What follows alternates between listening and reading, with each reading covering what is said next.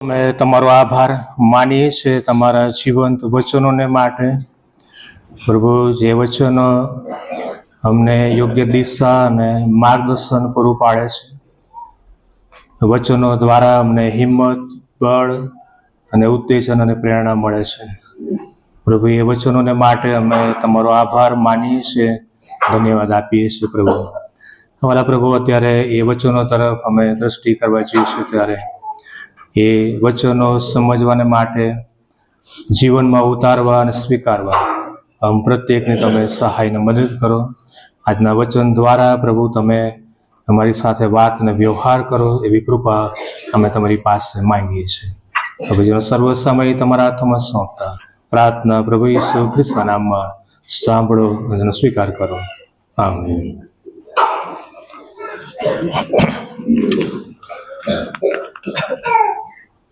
પ્રભુનો આભાર માનીએ છીએ, પ્રભુના નામને ધન્યવાદ આપીએ છીએ. પ્રભુની કૃપામાં ફરી એકવાર ખ્રિસ્ત જન્મ જયંતિના આનંદના પર્વમાં પ્રભુ આપણને દોરીને લાવ્યા છે. આપણી સામે નાતાલના વર્ષને થોડા દિવસો હવે બાકી છે, ગણતરીના દિવસો બાકી છે, અને પ્રભુનો આભાર માનીએ છીએ. 2024નું વર્ષ પ્રભુએ આપણને આપ્યું અને આખા વર્ષ દરમિયાન પ્રભુ આપણી સાથે અને પાસે રહ્યા. દર વર્ષે નાતાલ ને નવું વર્ષ આવે છે. દર વર્ષે આપણે કુટુંબ તરીકે, મંડળી તરીકે અને બધા સાથે મળીને એ નાતાલ અને નવા વર્ષની ઉજવણી કરીએ છીએ, સેલિબ્રેશન કરીએ છીએ. અને વાલા મિત્રો, આપણા માટે આ બધો સમય એક મહત્વનો સમય છે.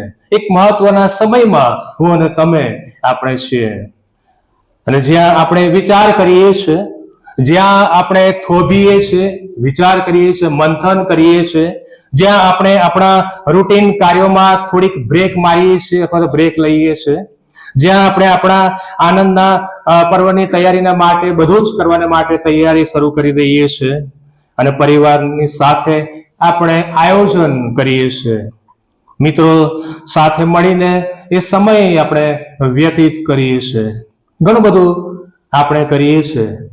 હવાલા મિત્રો, નાતાલના આનંદમાં આપણે વિવિધ તૈયારીઓ પણ શરૂ કરી દઈએ છીએ. એ નાતાલનો મહિનો આવે ત્યારથી આપણે એની શરૂઆત આપણે કરીએ છીએ, અને એ બધામાં બહુ જ અગત્યની બાબત, અને તે તો એ આપણા ઘરની બહાર રોશની આપણે લગાવીએ છીએ, પણ સાથે સાથે આપણે એક બીજી વસ્તુ પણ લગાવીએ છીએ અને મૂકીએ છીએ, અને તે તો છે તારો. આપણા ઘરની બહાર આપણે તારો લગાવીએ છીએ. વિવિધ પ્રકારના તારાઓ છે, વિવિધ પ્રકારના તારાઓ છે, વિવિધ પ્રકારના વિવિધ રંગના તારાઓ આપણને મળે છે. ભાઈ, બજારમાં આપણે જઈએ અને તારા લઈએ છીએ, ખરીદીએ છીએ, અને પછીથી આપણે એ નાતાલ આવે પહેલા આપણે લગાવીએ છીએ ઘરની બહાર. અને વિવિધ પ્રકારના રંગના તારાઓ, ડિઝાઇનના તારાઓ આપણને જે ગમે છે એવા, પછી એ નાનું નહીં, ઈચ્છા મોટી હોય તો મોટો લઈ આવીએ અને લગાવીએ, અને એ રીતે આપણે અલગ અલગ સાઈઝના તારાઓ મળે છે, આપણે લગાવીએ છીએ, અને એ બતાવે છે કે ભાઈ હવે નાતાલ આવી. ઘરની બહાર તારો લાગે એટલે ખ્યાલ આવે કે નાતાલ આવી. બીજા અન્ય ધર્મી લોકોને પણ ખ્યાલ આવે કે ભાઈ હવે આ ખ્રિસ્તી લોકોનો તહેવાર આવ્યો. અલગ અલગ પ્રકારના તારાઓ અને એ સંબંધી આપણે જોવાના છે. જે શાસ્ત્ર ભાગ વાંચવામાં આવ્યો, માથેની સુવાર્તા 2 અધ્યાય 1-12 કલમ. આધાર વાક્ય છે યશાયા પ્રવચકનું પુસ્તક, તેનો 9મો અધ્યાય, અને બીજી કલમમાં લખવામાં આવ્યું છે પ્રમાણે: અંધકારમાં ચાલનારા લોકે મહાન પ્રકાશ જોયો છે, મરણ છાયાના દેશમાં વસનારા પર અજવાળો પ્રકાશ્યું છે. રાજાઓના રાજાનો તારો, રાજાઓના રાજાનો તારો. ભલા મિત્રો, ઈશ્વરે આકાશમાં તારા બનાવ્યા. ઈશ્વરે ઉત્પત્તિ 1માં આપણે જોઈએ છીએ જે શરૂઆત થઈ, ઈશ્વરે જે સર્જન કર્યું, અને એમાં તારાઓ ઈશ્વરે બનાવ્યા. તારાઓ હજારોની સંખ્યામાં છે, હજારોની સંખ્યામાં એ તારાઓ જોવા મળે છે. તારાનું તેજ આપણને ગમે છે, તારાનો પ્રકાશ આપણને ગમે છે, અને એ તેજ ફેલાવનારા વિવિધ તારાઓ પણ આપણને જોવા મળે છે. અલગ અલગ પ્રકારના તારાઓ જોવા મળે છે. અંધારી રાતના સમય ના હોય ચાંદો કે ના દેખાય તારાઓ, મિત્રો, આવા ઘોર અંધકારમાં પૂર્વ દિશામાં એક તેજસ્વી એ તારલો ઝળકી ઉઠ્યો. મિત્રો, આપણે નાતાલના દિવસોમાં એ તારા ઘર ઉપર લટકાવીએ છીએ અને મૂકીએ છીએ. એનો અર્થ શું આપણે જાણીએ છીએ ખરા? એનો અર્થ શું આપણે જાણીએ છીએ? આજે આપણે એવા તારા વિશે જોવા માંગીએ છીએ જે દ્વારા હું અને તમે આપણે બધા પ્રકાશિત થઈ શકીએ. પહેલી બાબત છે તારો એ રસ્તો બતાવનાર છે. તારો રસ્તો બતાવનાર. 2 અધ્યાય માથીની સુવાર્તા 2 અધ્યાય અને 9મી કલમમાં લખ્યું છે, ત્યારે તેઓ રાજાનું કહેવું સાંભળીને ગયા, ને જુઓ, જે તારો પૂર્વમાં તેઓએ દીઠો હતો તે ઠેકાણા પર આવીને થંભ્યો. રાજાનું કહેવું સાંભળીને તેઓ ગયા. કોણ ગયા? તો માગીઓ. અને લખ્યું છે કે જુઓ, જે તારો પૂર્વમાં તેઓએ દીઠો હતો એ ઠેકાણા પર તારો આવીને થંભી ગયો. મિત્રો, બેથલેહેમ એ યરુશાલેમથી લગભગ 5 માઇલ દૂર આવેલું યહૂદિયા પ્રાંતનું એક નાનકડું એ નગર હતું. અને બેથલેહેમમાં એ પ્રભુ ઈસુ ખ્રિસ્તનો જન્મ થાય છે. બેથલેહેમમાં પ્રભુ ઈસુ ખ્રિસ્ત જન્મ્યા. દાઉદ રાજાનો જન્મ આ નગરમાં થયો હતો. મરિયમ અને યુસુફ એ નાઝરેથમાં રહેતા હતા. અને તેઓ દાઉદ રાજાના વંશજ હોવાને કારણે વસ્તી ગણતરી તે વખતે હતી. વસ્તી ગણતરી માટે, નામ નોંધાવવા માટે એ લોકોને બેથલેહેમ જવું પડ્યું. અને ત્યાં પ્રભુ ઈસુ ખ્રિસ્તનો જન્મ એ બેથલેહેમમાં થાય છે. મિત્રો, તારો કે જે આપણને પ્રભુ ઈસુના જન્મ તરફ દોરી જાય છે. તારો ઈસુના જન્મ તરફ નિર્દેશ કરે છે. તારો કે જેણે પ્રબોધકોના વચનો પૂર્ણ કર્યા હતા ને માગીઓનું ધ્યાન એ ખેંચ્યું હતું. તારો એ માગીઓને માર્ગદર્શન આપે છે, રસ્તો બતાવે છે, માર્ગદર્શન આપે છે. અને માગીઓ એ તારાને અનુસરે છે. માગીઓ એ તારાને નિહાળ્યો અને એ તારાને માગીઓ અનુસરે છે. પૂર્વ દિશાથી એ માગી લોકો તારાની પાછળ ચાલતા એ બેથલેહેમ સુધી આવી પહોંચે છે. જ્યાં તારો થંભી જાય છે ત્યાં સુધી આ માગીઓ આવે છે. જ્યાં ઈસુનો જન્મ થયો હતો ત્યાં તારો આવીને થંભી જાય છે અને ત્યાં તારો એ ઉભો રહે છે. વચનમાં તમે જુઓ 2 અધ્યાય માથીની સુવાર્તા 2 અધ્યાય, ત્યાં 2 વખત આ શબ્દ મળે છે. જુઓ, જુઓ, 2 વખત એ શબ્દ મળે છે. આ કોઈ સામાન્ય તારો નહોતો મિત્રો. આ કોઈ સામાન્ય તારો નહોતો. આ એક મોટી વાત છે. જે તારો ઉગ્યો તે બાળક હતું ત્યાં થંભી ગયો, અટકી ગયો. જ્યાં રાજાનો રાજા અને પ્રભુનો પ્રભુનો જન્મ થયો, બાળ ઈસુનો જન્મ થયો, ત્યાં તારો આવીને થંભી જાય છે. એ અદ્ભુત તારો એ માગીઓને ઈસુ જ્યાં હતા ત્યાં દોરીને લાવે છે. માગીઓ વિશે આપણે જાણીએ છીએ. વિદ્વાન વ્યક્તિઓ હતા માગીઓ, શ્રીમંત વ્યક્તિઓ હતા માગીઓ, એ જ્ઞાની પુરુષો હતા માગીઓ, પ્રભાવશાળી વ્યક્તિઓ હતા. અને એ તારો જોઈને જ્યાં બાળ ઈસુ જન્મ્યા, રાજાનો રાજા જન્મ્યા, ત્યાં તેઓ આવે છે. માગીઓને એક દિવસ એ ઝળહળતો નવો ઉગેલો તારો એમણે જોયો અને જોઈને નવાઈ લાગી. ધર્મ ગ્રંથોના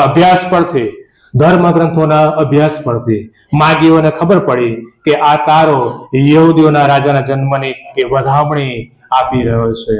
તેઓ દર્શન કરવાના માટે માગીઓ નીકળી પડે છે. લાંબી મુસાફરી યાત્રા કરી શરૂ કરે છે અને કિંમતી ભેટો સાથે લે છે, નજરાણું લે છે. અને સાથે સાથે એ પાટનગર યરુશાલેમમાં એ તારો જોઈને ત્યાં આવી પહોંચે છે. માગીઓ જેની શોધમાં નીકળ્યા હતા, આખરે એ શોધ પરિપૂર્ણ થઈ. આખરે એમને પ્રાપ્ત થયું. એ ધર્મગ્રંથમાં લખવામાં આવ્યું હતું પ્રમાણે એ બાળ ઈસુનું દર્શન કરવા માટે માગીઓ આવી પહોંચે છે. મિત્રો, હવે માગીઓને બીજા કશા શોધની જરૂર હતી નહીં. બીજા કશાની શોધ કરવાની રહી નહીં. મિત્રો, માગીઓને વિશ્વાસ હતો કે ગભાણમાં જન્મેલું બાળક જ એ ઉદ્ધાર કરનાર છે. ગભાણમાં જન્મેલું બાળક એ જ મોક્ષદાતા છે. ગભાણમાં જન્મેલું બાળક જ એ ઉદ્ધાર કરતા છે અને રાજાઓનો રાજા અને પ્રભુનો પ્રભુ છે. હજારો વર્ષો પૂર્વે એ આગાહી કરવામાં આવી હતી અને તે આગાહી શબ્દશઃ અહીંયા પરિપૂર્ણ થતી આપણે જોઈએ છીએ. નવા કરારમાં પહેલો તિમોથીનો પત્ર તેનો 6 અધ્યાય અને 15મી કલમમાં જે વચન કહે છે તે આ પ્રમાણે છે: જે ધન્ય તથા એકલો સ્વામી છે, જે ધન્ય તથા એકલો સ્વામી છે, જે રાજાઓનો રાજા તથા પ્રભુઓનો પ્રભુ છે, તે નિર્મિત સમયે પ્રગટ થવું દેખાડશે. નિર્મિત સમયે પ્રગટ થવું દેખાડશે. રાજાઓનો રાજા. જ્યારે કોઈ રાજાને ત્યાં પુત્ર અવતરે, કોઈક રાજા મહારાજાને ત્યાં પુત્રનો જન્મ થાય, અવતરે છે, ત્યારે પુષ્કળ આનંદ થાય છે અને આનંદ કરવામાં આવે છે. તોપો ફોડવામાં આવે છે, રોશનીઓ કરવામાં આવે છે, આખા નગર અને શહેરને રોશની કરી દેવામાં આવે છે. વિશ્વમાં શુભ સમાચાર એ પ્રસારિત કરવામાં આવે છે, મોકલવામાં આવે છે કે એ પુત્ર જન્મ્યો છે, રાજકુમાર એ જન્મ્યો છે. પેપરમાં મોટા અક્ષરે એ સમાચાર આપવામાં આવે છે, છાપવામાં આવે છે, જણાવવામાં આવે છે. જાહેર રજા કરવામાં આવે છે, રજા જાહેર કરવામાં આવે છે. મીઠાઈઓ વેચવામાં આવે છે, આનંદ કરવામાં આવે છે. રાજાને ત્યાં પુત્ર અવતર્યો છે તે સંબંધી ઘણે દૂરથી પણ એ સમાચાર પહોંચાડવામાં આવે છે અને ઘણા દૂરથી લોકો અભિનંદન પાઠવે છે, શુભેચ્છાઓ પાઠવે છે. મારા મિત્રો, આજથી 2000 વર્ષ પૂર્વે એક રાજાનો જન્મ થયો. 2000 વર્ષ પૂર્વે રાજાઓનો રાજા અને પ્રભુનો જન્મ થયો. યરુશાલેમથી દૂર બેથલેહમના એક નાનકડા ગામમાં અને ગંદી ગબાળમાં એક રાજાનો એ જન્મ થાય છે. કોઈ રાજમહેલમાં એ રાજા જન્મ્યો નહીં, પણ એ ગભાડમાં એમણે સ્થાન લીધું. એ નીચે ઉતર્યા, એ ગભાડમાં જન્મ્યા કે જેથી કરીને હું અને તમે આપણે ઉપર જઈએ અને પ્રભુની સાથે સદાકાળ રાજ કરીએ. એ દરિદ્ર બન્યા કે જેથી કરીને હું અને તમે આપણે ધનવાન બનીએ. એ મૃત્યુ પામ્યા, મારો તમારો પ્રભુ એ મૃત્યુ પામ્યો કે જેથી કરીને આપણને અનંત જીવન મળે. અને એ રાજા ગભાણમાં અવતર્યા, જન્મ લીધો. દૂર દેશમાં રહેતા કેટલાક વિદ્વાન માગીઓએ આકાશમાં એક તેજસ્વી તારો નિહાળ્યો અને જોયો, અને તારાએ મહાન રાજા જન્મ્યો છે તેની ખબર એ માગીઓને આપી.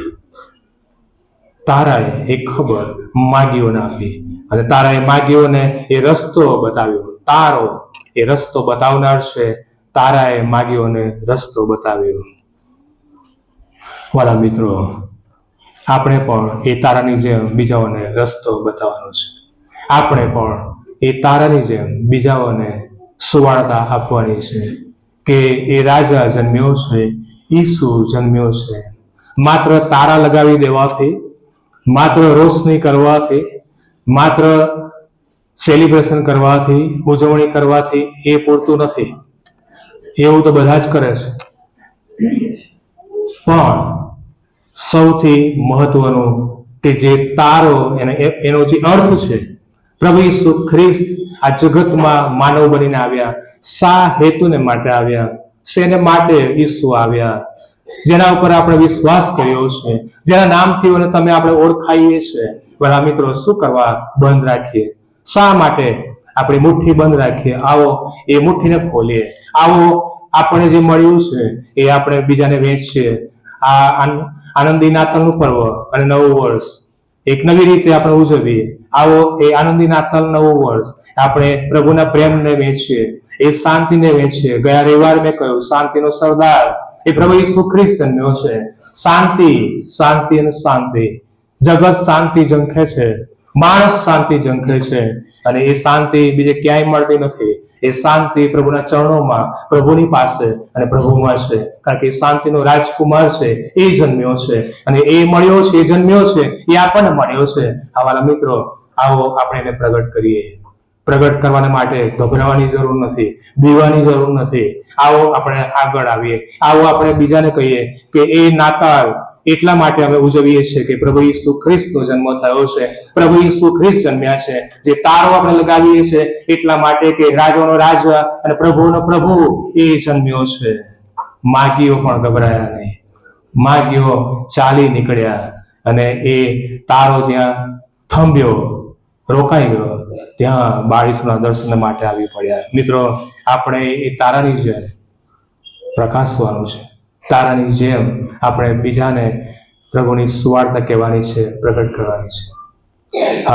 જેઓને ખબર નથી, જેઓ શોધમાં છે, ઘણા બધા શોધકો છે વાલા મિત્રો, ઘણા બધા એ શોધી રહ્યા છે, શોધકો છે. કોણ જશે? યશાયા કહે છે, પ્રભુ કહે છે કે મારા માટે કોણ જશે? યશાયા પ્રભુ કહે છે કે હું આ રહ્યો પ્રભુ, મને મોકલ, હું આ રહ્યો. શું આપણે એમ ના કહી શકીએ પ્રભુ હું આ રહી, હું આ રહ્યો, તો મને મોકલ? આપણે જ્યાં છે ત્યાં, આપણે નોકરી પર હોઈએ, આપણા કામ ધંધા પર હોઈએ, આપણે કોઈ પણ ફિલ્ડમાં હોઈએ, હા વાલા મિત્રો, આપણે ઈસુને પ્રગટ કરી શકીએ છીએ. ઈસુનું નામ પ્રગટ કરવા માટે ગભરાવાની જરૂર નથી. જો આપણે ગભરાઈએ છીએ તો પતી ગઈ વાત. ખરા ખ્રિસ્તી તરીકે આપણે ઓળખાઈએ. વાલા મિત્રો, આપણી ઓળખ, આપણી છાપ છુપાવવાની જરૂર નથી. બરાબર? આપણા વર્તન દ્વારા, આપણા કાર્યો દ્વારા, આપણા હાવભાવ દ્વારા, આપણા બોલવા ચાલવા દ્વારા એ પ્રગટ થાય છે કે હું અને તમે આપણે કોણ છે. અને એ પ્રગટ થવું જરૂરી છે. ભલા મિત્રો, જેમને ખબર નથી, સર્વને માટે આપણે તારા સમાન બનીએ. નીતિવચનનું પુસ્તક 14મો અધ્યાય અને 12મી કલમ. એક એવો માર્ગ છે, એક એવો માર્ગ છે જે માણસોને ઠીક લાગે છે, પણ તેનું પરિણામ મોતનો માર્ગ છે. મિત્રો, જગતમાં આપણને જે રસ્તાઓ સારા દેખાય છે, કાંટા વગરના, બહુ જ સીધા, સરળ અને સારા દેખાય છે, પણ તે સારા નથી. અને તેના માટે સારો રસ્તો બીજાને બતાવો તે આપણું કામ છે.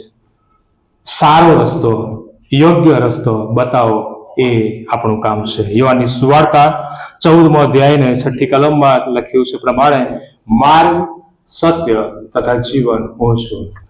માર્ગ, સત્ય અને જીવન. પ્રભુ ઈસુ ખ્રિસ્ત કહે છે, ઈસુ પોતે કહે છે કે હું માર્ગ છું, હું સત્ય છું અને હું જીવન છું. મારા વિના બાપની પાસે કોઈ જઈ શકશે નહીં. જો નાતાલ ને નવા વર્ષમાં ઈસુને તમે બાજી પર મૂકી દેશો તો બધું જ નકામું. ઈસુ વિના નાતાલ નથી, ઈસુ વિના એ ઉજવણી ના હોઈ શકે, ઈસુ વિના આપણે સ્વર્ગના રાજ્યમાં પણ પ્રવેશ પામી શકવાના નથી. અને વાલા મિત્રો, આપણી બાબતોને ધ્યાન પર રહીએ કે પ્રભુ ઈસુ ખ્રિસ્ત જે પોતે માર્ગ છે, એ જ ખરો રસ્તો છે, એ જ જીવન અને સત્ય છે. જે સત્ય છે અને છે, એ સત્યને પ્રગટ કરવું જ રહ્યું, પ્રગટ કરવું જ રહ્યું. એનું કારણ કે એ તેમના દ્વારા અને તેમના મૃત્યુ દ્વારા આપણા પાપ માફ થયા છે, પાપોની માફી આપણને મળી છે. તેમના દ્વારા આપણો ઉદ્ધાર થયો છે, તેમના દ્વારા આપણે સ્વર્ગ પ્રાપ્ત કરી શકીએ છીએ. ઈસુ દ્વારા આપણો ઉદ્ધાર, પાપોની માફી, સ્વર્ગ પ્રાપ્તિ છે. એના વગર કશું નથી. ભલા મિત્રો, આ જ રસ્તો આપણે બીજાઓને બતાવવાનો છે. જે આપણને મળ્યું છે આપણે બીજાઓને વહેંચવાનું છે. અન્ય બધી ભેટો આપણે આપીએ, આપણે બીજાઓને શુભેચ્છા પાઠવીએ અને ઘણું બધું કરીએ, એટલું પૂરતું નથી. પણ સાથે સાથે આપણને જે મળ્યું છે, પ્રભુ ઈસુ ખ્રિસ્તની ભેટ આપણને મળી છે, આવો આપણે રસ્તો બીજાઓને બતાવીએ કે આ ખરો, સાચો અને યોગ્ય રસ્તો છે. આ રસ્તા પર તમે ચાલો અને આપણે બીજાઓને પણ ઈસુ વિશે જણાવીએ. આપણે પ્રકાશિત તારો બનીને અન્યોને પ્રગટ કરીએ, આપણા જીવન દ્વારા, આપણા કાર્યો દ્વારા પ્રભુ ઈસુ ખ્રિસ્તને પ્રગટ કરીએ. અને આને જ એ ખરી નાતાલ કહી શકાય અને ઉજવણી ગણી શકાય. મિત્રો, એ તારો માગીઓને તારણહાર સુધી લઈ ગયો. શું આજે આપણું જીવન એ પ્રકાશિત તારા સમાન છે? શું આપણું જીવન એ પ્રકાશિત તારા સમાન છે ખરું? બીજી બાબત, તારો અજવાળું આપે છે, તારો અજવાળું આપે છે. માથીની સુવાર્તા 4થો અધ્યાય અને 16મી કલમ. વચન કહે છે કે જે લોકો અંધારામાં બેઠેલા હતા તેઓએ મોટું અજવાળું જોયું, મરણ છાયામાં બેઠેલા હતા તેમના પર અજવાળું પ્રકાશ્યું. અંધારામાં બેઠેલા હતા તેઓએ મોટું અજવાળું જોયું. મિત્રો, તારો અજવાળું આપે છે અને તારો એ અંધારાને દૂર કરે છે, પ્રકાશિત થાય છે, પ્રકાશ આપે છે. એ અંધારો દૂર કરે છે, અજવાળું આપે છે, અને એ અજવાળું પ્રભુ ઈસુ ખ્રિસ્ત પોતે છે. અજવાળું પ્રભુ ઈસુ ખ્રિસ્ત પોતે છે. આધાર વચન યશાયા 9 અને 2 પ્રમાણે અંધકારમાં ચાલનારા લોકે મહાન પ્રકાશ જોયો અને અજવાળું પ્રગટ થયું, પ્રકાશ. ઈસુ પ્રકાશ બનીને, ઈસુ અજવાળું બનીને આ અવની પર આવ્યા. યોહાનની સુવાર્તા 5મો અધ્યાય અને 35મી કલમ. ત્યાં લખ્યું છે કે તે સળગતો તથા પ્રકાશતો દીવો હતો. યોહાન 5 અને 35માં કહે છે કે તે સળગતો અને પ્રકાશતો દીવો હતો. કોણ? યોહાન. સળગતો પ્રકાશતો દીવો. યોહાન એક ઉત્સાહી વ્યક્તિ હતો. યોહાન તેની સેવાએ ઘણાને પ્રકાશ પહોંચાડ્યો અને ઘણાને એ સુવાર્તા મળી. યોહાને જે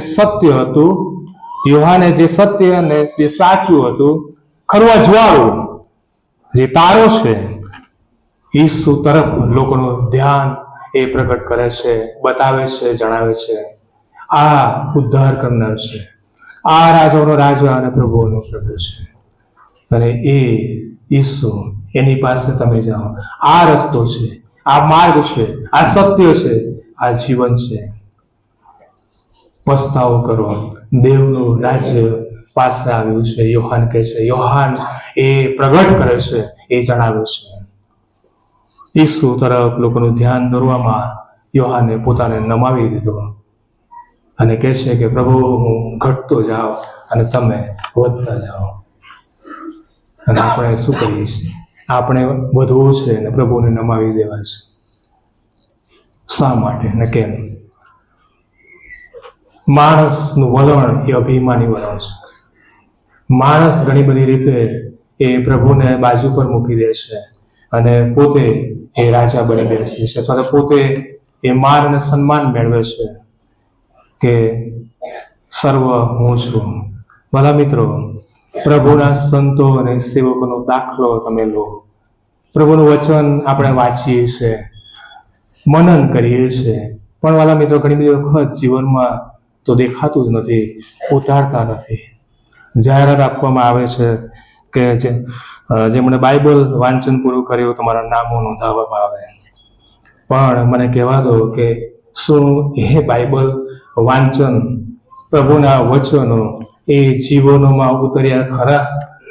કે પછી ખાલી મેળવવા માટે, કે પછી નામ જાહેર થાય તેને માટે?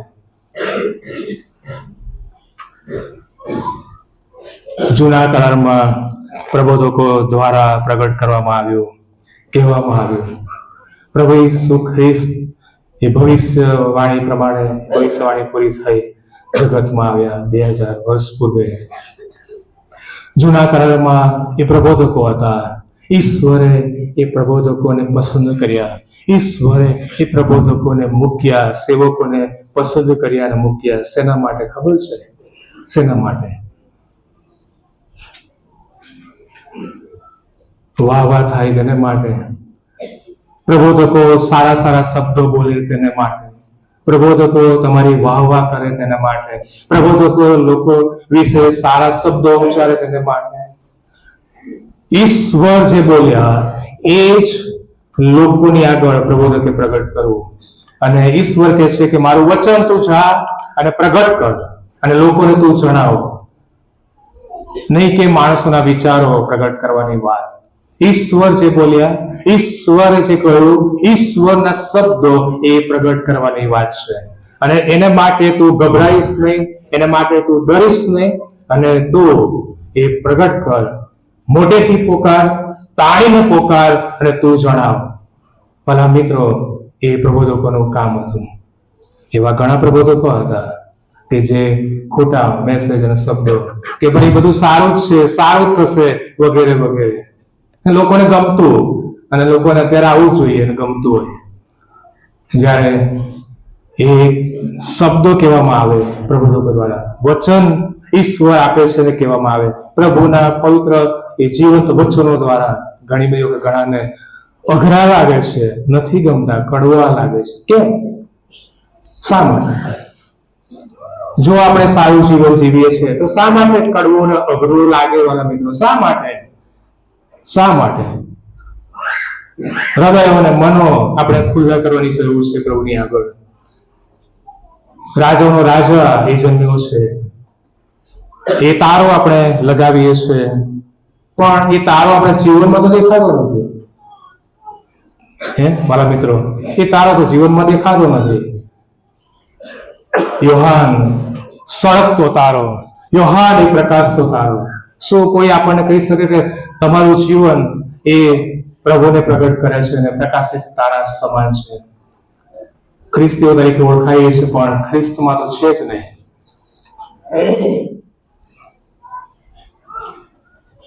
મારા મિત્રો, આજે આપણામાંના પ્રત્યેક જેઓ પ્રભુ ઈસુ ખ્રિસ્તને પ્રેમ કરે છે, આપણામાંના પ્રત્યેક પ્રભુ ઈસુ ખ્રિસ્તને પ્રેમ કરે છે. પ્રભુ ઈચ્છે છે કે આપણે ઈસુ ખ્રિસ્તને માટે સળગતા રહીએ. પ્રભુ ઈસુ ખ્રિસ્તને માટે આપણે સળગતા રહીએ. જગતને પ્રકાશ આપણે આપીએ. અંધકારમાં પડેલા લોકને આપણે અજવાળું આપીએ. અજવાળા સમાન આપણે બનીએ અને સાક્ષી રૂપ બનીએ. 31મી રાત્રિ આવશે, આભાર સુધી નાઇટ સર્વિસ સાક્ષીમાં રજૂ કરવામાં આવશે. એ બોલવા ખાતર હોય છે, પણ જીવનમાં ના હોય. મારા મિત્રો, જ્યાં પડ્યા ત્યાંથી આગળ વધવું, એ પ્રભુ ઈસુ ખ્રિસ્તના પગલામાં ચાલવું, એ ખરું જીવન છે. અને પછીથી એના પડ્યા પછી પણ જો પરિવર્તન સુધારો નથી આવતો તો બધું જ નકામું છે. બધું જ નકામું છે. બાઇબલ વાંચવાથી એ પૂરું થતું નથી. બાઇબલ વાંચન આખા વર્ષમાં આપણે પૂરું કરી દઈએ છીએ, એ પૂરતું નથી વાલા મિત્રો. માથીની સુવાર્તા એ 5મો અધ્યાય ને 14મી કલમ કહે છે કે તમે જગતનું અજવાળું છો. આ વચનો આપણે વાંચીએ છીએ વાલા મિત્રો, પણ પાડતા નથી. તમે જગતનું અજવાળું છો. ઈસુ એ વિશ્વાસીઓને કહે છે કે તમે જગતનું અજવાળું છો. જગતના અજવાળા તરીકે સરખામણી કરવામાં આવી છે, સરખાવવામાં આવ્યું છે. ખાલી એમ તો લખી દેવામાં આવ્યું નથી, આપણે વાંચી જઈએ છીએ, પણ એ પ્રમાણે આપણે કરતા નથી. આપણે અજવાળા જેવા છીએ વાલા મિત્રો. જો આપણે અજવાળા જેવા છીએ, એ કહેવામાં આવ્યું છે કે તમે અજવાળું છો, તે અજવાળું પ્રકાશિત થવું જોઈએ. પણ શું એ અજવાળું પ્રગટ થાય છે ખરું? દેખાતું નથી. અજવાળું એટલે શું એ ખબર છે? પ્રકાશ આપવો એ આપણું કામ છે. તમે જગતનું અજવાળું છો. હા, આપણું અજવાળું એ શું છે? શું છે? કોઈકની નિંદા કરવી, ટીકા કરવી, અપશબ્દો કહેવા, આપણી તાકાત બતાવી, શું એ અજવાળું છે? હે? આપણું અજવાળું એ સારા કાર્યો દ્વારા પ્રકાશે છે. સારી કરણી, સારા કાર્યો એ અનંત જીવન તરફ દોરી જશે. સારી કરણી સારા કાર્યો દ્વારા, નહીં કે ખરાબ કાર્યો દ્વારા, નહીં કે ખરાબ વિચારો દ્વારા. ઘણું બધું પ્રભુના વચનમાં લખેલું જોવા મળે છે અને આપણે જાણીએ છીએ, છતાં પણ કરીએ છીએ.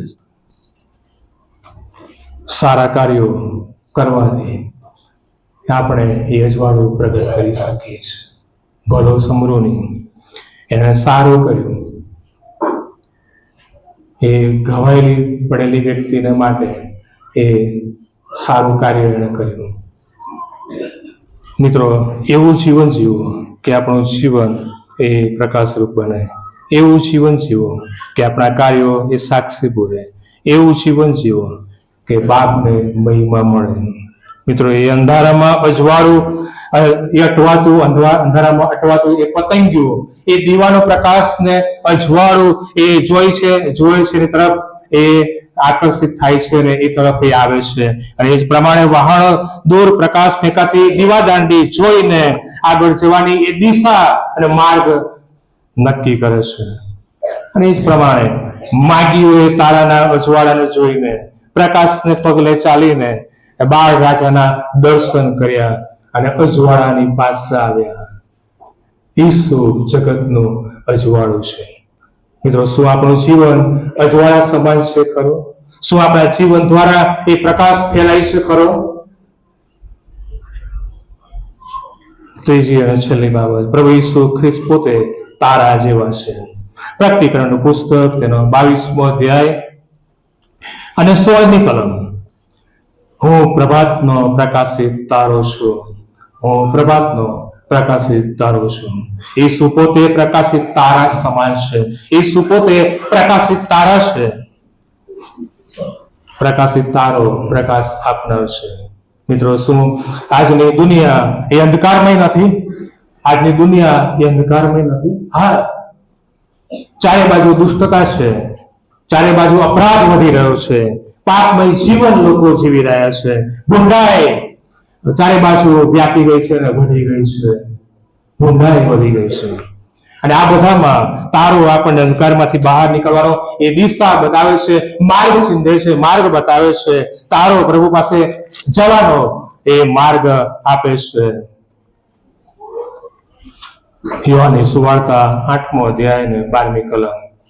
પ્રભુ ઈસુ ખ્રિસ્તે કહ્યું કે જગતનો અજવાળો હું છું. ઈસુ પોતે જગતનો તારો છે, પ્રકાશ છે, અજવાળો છે અને ખરો તારો ઈસુ છે. પ્રકાશ એ હંમેશા ચમકે છે, અજવાળું ચમકે છે. પ્રકાશ બતાવે છે કે સારું શું છે, પ્રકાશ બતાવે છે કે સારું અને સુંદર શું છે. ઈસુ કોઈ સામાન્ય પ્રકાશ નથી, તે ભવ્ય અને તેજસ્વી એ પ્રકાશ છે. મિત્રો, પ્રકાશનો અર્થ શું? પ્રકાશનો અર્થ કે ઈસુ અહીં છે. પ્રકાશનો અર્થ રાજા અહીં છે. પ્રકાશનો અર્થ તે અભિષિક્ત મસીહ છે. પ્રકાશનો અર્થ રાજાનો રાજા અને પ્રભુનો પ્રભુ એ પ્રકાશિત તારો છે.